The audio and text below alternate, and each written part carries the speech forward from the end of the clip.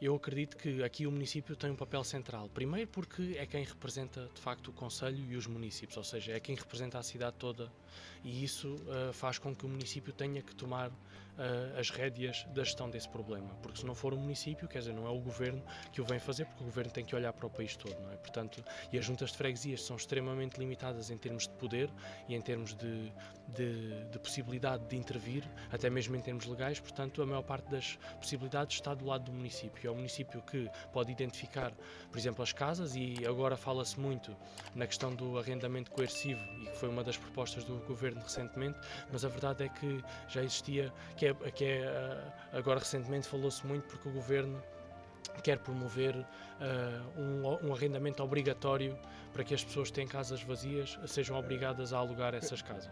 Vou só pedir para repetir mais uma vez, que é para os ouvintes já perceberem. Arrendamento Coercivo. O que é que isso é? É uma espécie de arrendamento obrigatório.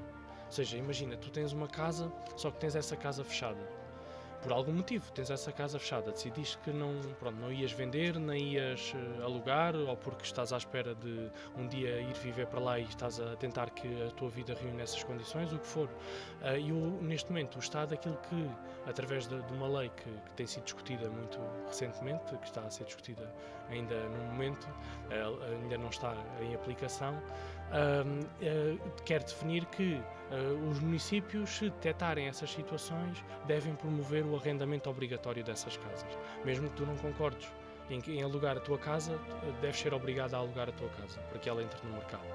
A verdade é que já existia uma lei que permitia que o município tivesse algum poder de detectar essas situações e pudesse negociar com os proprietários, que me parece mais correto. Ou seja, eu acho que as pessoas não devem ser obrigadas.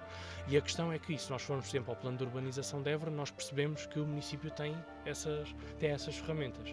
O município pode chegar ao pé das pessoas, dos proprietários, até porque o município consegue identificar esses proprietários e consegue dizer: vocês têm aqui esta casa, perceber que situação, porque é que a casa não está no mercado, e até pode ser o próprio município a alugar a casa às pessoas, a assumir esse contrato, a responsabilizar-se, porque muitas vezes o que os senhorios sentem é que o mercado de arrendamento pode ser muito ingrato, ou seja, pode dar algum benefício, algum rendimento, mas depois também há pessoas que deixam de pagar a renda e as pessoas ficam, depois em termos legais, ficam muito limitadas de conseguir reaver esse dinheiro, estragam as casas e depois existe um valor muito grande em reparações, e há proprietários que têm medo disso e por isso é que não colocam as casas no mercado. E aqui o município poderia assumir esse papel, como por exemplo o município de Braga o faz, arrenda casas em contratos de longa duração a pessoas. Sim, já ouvi falar sobre isso. E depois realuga a pessoas com preços reduzidos. Ou seja, quem aluga as casas ao município não está a pagar o valor de mercado, ou seja, isto já existe no fundo. Ou seja, o município aluga a casa aos senhorios e depois realuga aos inquilinos. Exatamente. E aos senhorios já não pagam o valor de mercado, pagam um valor mais baixo, mas dá as garantias que aquele valor é certo e que nunca ficará em falta, ou seja, que as pessoas recebem sempre aquele valor e que, se mesmo que acontecesse alguma coisa à casa, assumiria a responsabilidade da reparação. No fundo, aquilo que é a minha opinião é que eu acho que, na realidade, esta medida nem sequer, a medida concreta do governo, não se consegue levar a cabo. Aquilo que se consegue levar a cabo é aquilo que já se levava antes, ou seja, aquilo que a lei já permitia, que é os municípios identificarem essas situações e irem falar com os proprietários e tentarem arranjar um acordo. E é aquilo que devia acontecer no Centro Histórico de Évora. O município de Évora já identificou a maior parte das casas que estão vazias e que poderiam entrar no mercado imobiliário. Era preciso que tivesse uma equipa multidisciplinar e que conseguisse ter essa capacidade de negociação e chegar a essas pessoas, aos proprietários, e tentar negociar para que eles disponibilizassem essas casas. Estamos a falar de quantas casas? Estamos a falar de mais de 1000 casas. 1000 casas? 1000 casas. Desocupadas dentro do Centro Sim, Histórico. isto dados do censo de 2021. Mais, ultrapassam as 1000 casas.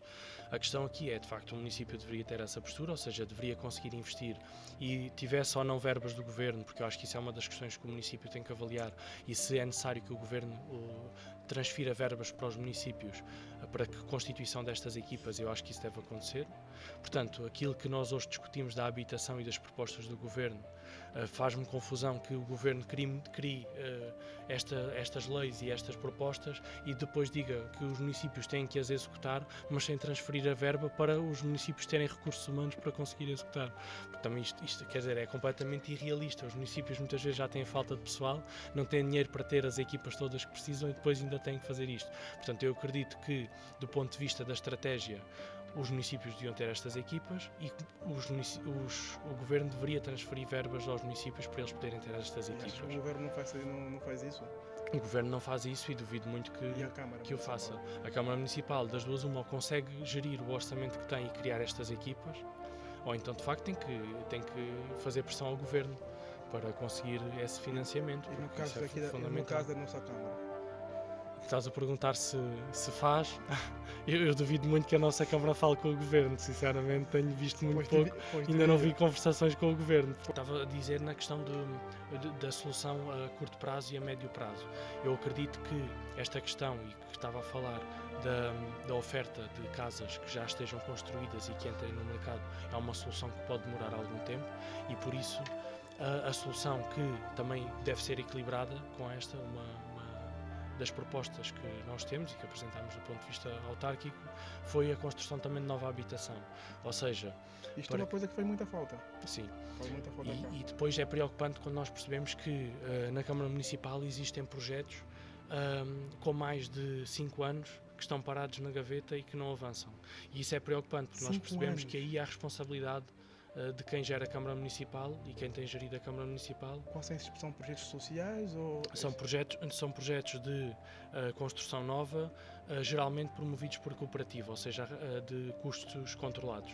Ou seja, não estamos a falar de habitação de luxo, estamos a falar de habitação que toca principalmente a classe média e classe média baixa. Portanto, estamos a falar de que é uma grande fatia da população e que precisa, juntamente com a classe mais baixa, as pessoas mais desfavorecidas, a classe média precisa também muito de habitação. E porquê que não são aprovados esses projetos? Ou porquê que Pois, não isso vai... é uma boa pergunta, isso é nunca aquilo que vai nós à perguntamos e que nunca vai à temos Assembleia? resposta.